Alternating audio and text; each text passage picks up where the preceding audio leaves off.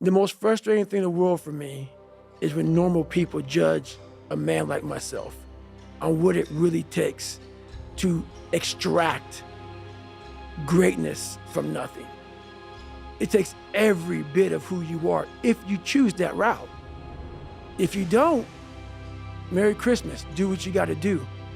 But yeah, all these things for me, like I told you, I'm gonna keep it real. I'm not coming here to talk about perform without purpose. Because I go through, when I write these books, I try to dumb down David Goggins. How can I give normal people, and I'm normal, but I found something that most don't want to find. How can I speak to people and give them something from this crazy psychotic brain that I've developed? How can I give them that?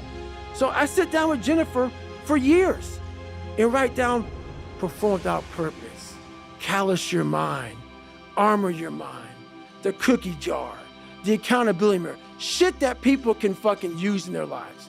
No.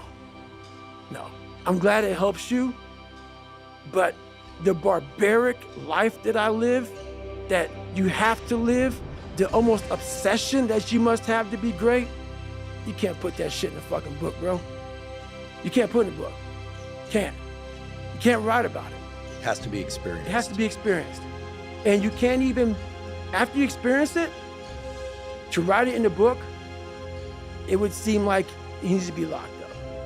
Too gory. It's too gory. It doesn't make sense for a guy that every second of the day, he is trying to extract more from something. He's constantly thinking, he's constantly disciplined, never going off the path. Whatever is injured on him, he figures a way. It's a conqueror's mindset. And very few people, if any, can really understand what that is. Like, I'm almost 50, and I've been this way for almost 30 years. Like, what do you do for fun? You would never, these questions, I don't get them. I don't understand them.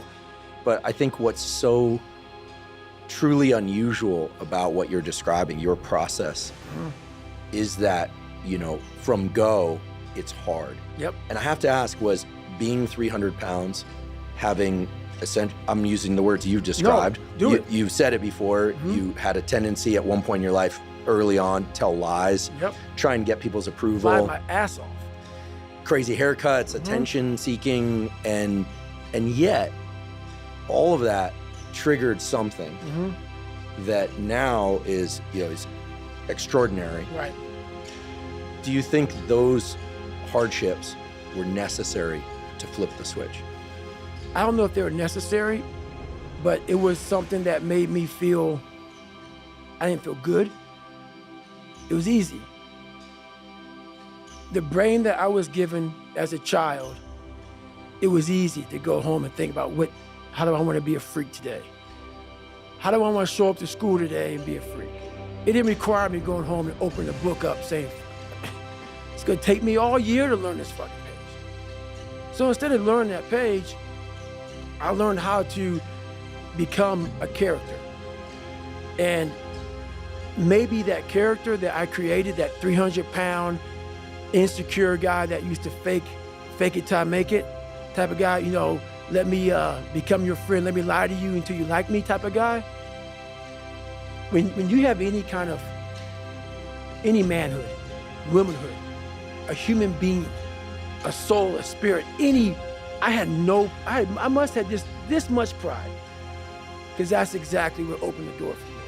Because every day you were a character, every day you were a clown, every day you opened that Spanish book or that science book or English book, and you looked at it, it looked like a foreign language. And you're saying, where do I start? Where do I start? And obviously it was necessary. The more I talk about it, it was necessary, because what happened is I became haunted by the mere fact that this is my existence. And you gotta live with that. And I lived with it for a lot of years until I sat back and said, okay, all right, I know what this takes. And when you sit back, as fucked up as I was, and I had a laundry list, a table like this of what I have to do to become just a human being that can make ends meet, that can make $1,000 a month just to get there.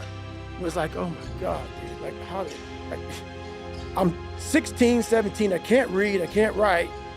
And oh my God, I'm so behind the power curve and my brain is about being depressed and my dad beat, my mom's not home and kids are calling me nigger at school. And I'm like, oh my God, man, what the fuck do I do? And it wasn't like someone came around and said, hey man, you can do this. This is all me. Some people know, where does this cold man come from? I'm not trying to be cold. It's the reality of my life. It's the reality of a lot of people's lives. And so, yeah, that had to happen for me to be haunted, to pull out, to extract the guy at the end of the day. That haunting is something that's still there today.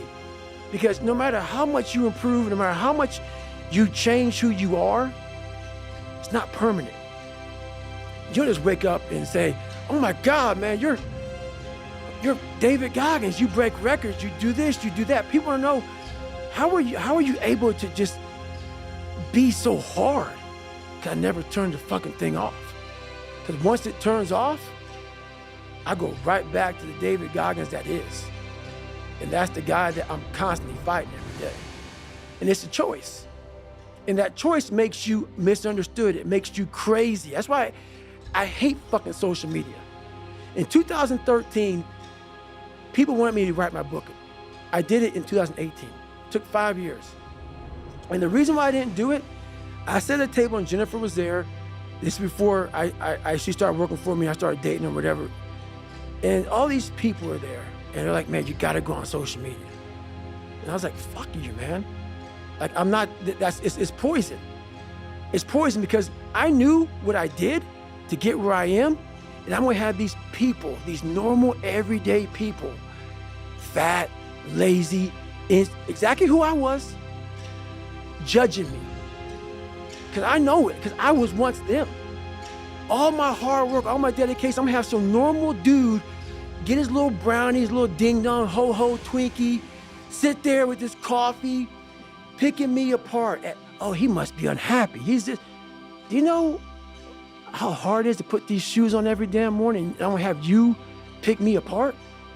So, yeah, there's so much that goes into this that I was like, fuck this. I never want anything to do with it. So, anyway. I'm not a psychologist, but knowing your story from what you've written, what you've said on social media and elsewhere, podcasts, and here now especially, it's amazing to me. And frankly, it pulls at my heartstrings a little bit. I realize that's not what you're trying to do, but that in the course of your childhood and in your young adulthood, that no one ever got between you and the world. I forget where I heard it, that like if a kid has just one person that believes in them, you know, and I had my trials and tribulations, but I had great coaches, great mentors. I attached to them. I found them if they didn't necessarily find me. But I'm realizing that your situation was no one's ever said, hey, I'm gonna stand here next to you or get in front of you, put a shield up. And so it's almost like you've got these different it's all you, but there's versions of yourself that like you knew. Social media, like I don't know that I have the wherewithal in 2013, 14, 15, 16, 17 to get in front of myself while doing all this because I've already got so much going on in here. Is that about right? That is right, but I had developed a lot of anger and I still have it. And it will never go away for the normal human beings in this world. Because when you put yourself in the sewer like I was in, and please, if someone saved me, come out and announce it to the world. There's no one. There's no one. So when you know that, and then I'm sitting at a table with all these smart people who are telling me what to do and shit and guiding me through my life now, when I'm 40 fucking years old, and, you know, 2000, I don't know, 40 something years old, now I'm 49. And I'm looking at them all, and they're now trying to guide me on what's right, on this poison. And so, yeah, what you say is right, but for me, it was more of, I know now. I don't need you to guide my future. I know what's good for me and what's bad for me. And for me, it took every bit of focus I could. And I know social media, that's why people love to go on there, because they want to show you the good side of life. I'm not teaching good side of life. So I had to figure out a way when I came on in 2016 of teaching you what life really is for the majority of us is hell. And so while people love to show you the cars and the house and the vacations and shit, all that's good, all that's happy. I'm gonna show you the side that I know most of you are going through. And people hide very well.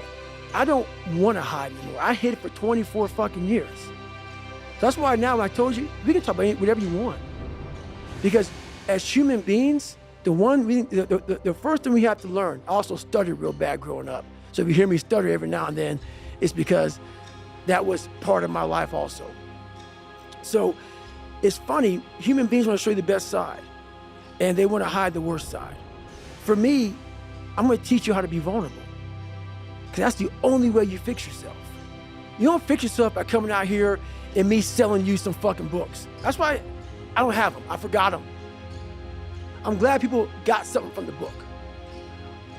I want you to learn that the only way you grow is how to look at yourself and say, okay, like I did, table longer than this, what the fuck I have to do to get somewhere?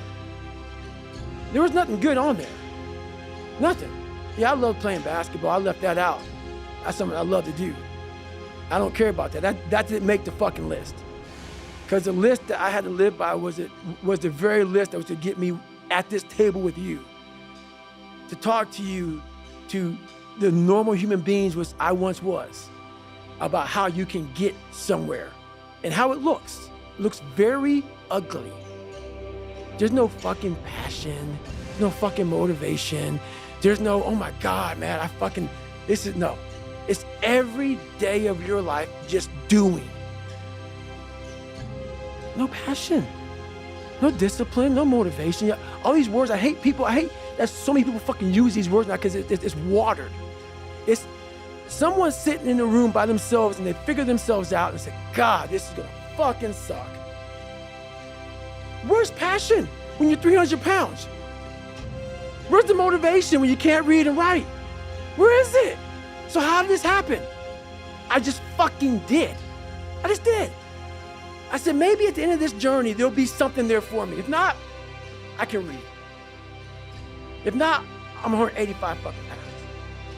There's no magic potion. There's no, oh, let me wake up and look at some shit. No, all those words are overused. They're bullshit. It's all bullshit. Just do. You're living. How do you want to live? How do you want to die? How do you want to fucking be remembered? That's it. That's it. Period.